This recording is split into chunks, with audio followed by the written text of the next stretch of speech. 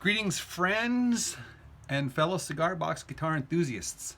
Del Puckett here from the workbench, and in this video I want to talk about installing the top markers on your fretboard. There's many ways to do this. If you have a light fretboard, you can get away with just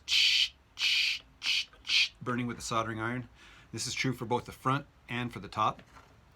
But in this video here, I want to talk about installing these linoleum nails here. These are rounded tops, and they're golden, so they kind of match. You can get these in any colors. This is about a 1/2 inch long of a shaft.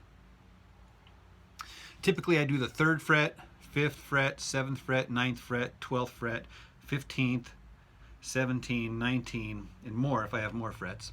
And I usually match right the front to the top. That's just me. You don't have to do that, but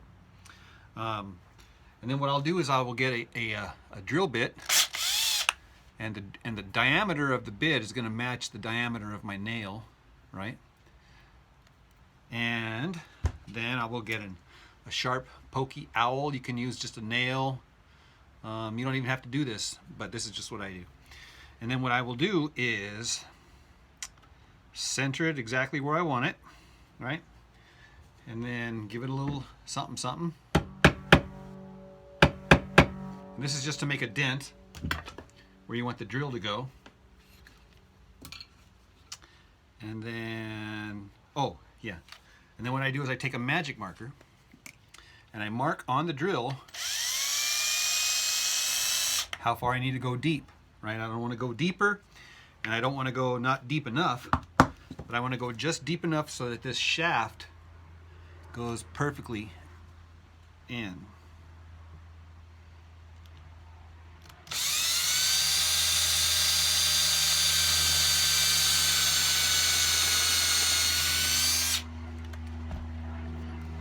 And then I'm going to tap it in with a hammer.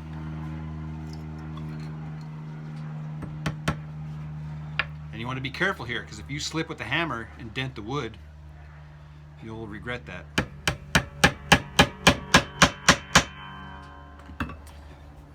And you can see it makes a nice position marker. I use many things. I use these little screws, these tiny little guys. These are the same screws that go on the back of the neck here, or the back of the fretboard, or the tuners rather. These are actually pretty cool too. So sky is the limit. You can be creative all you want with this, really, seriously. And so have fun doing that. Oh yeah, the last thing you want to do is just make sure they're deep enough so that they don't like catch on anything, or you don't like feel them, or they're not annoying or nothing like that. So sometimes I have to like really pound them in just to kind of get them indented. So that's it. Hope you have fun doing that.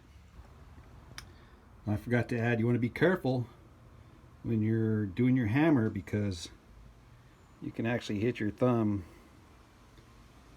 and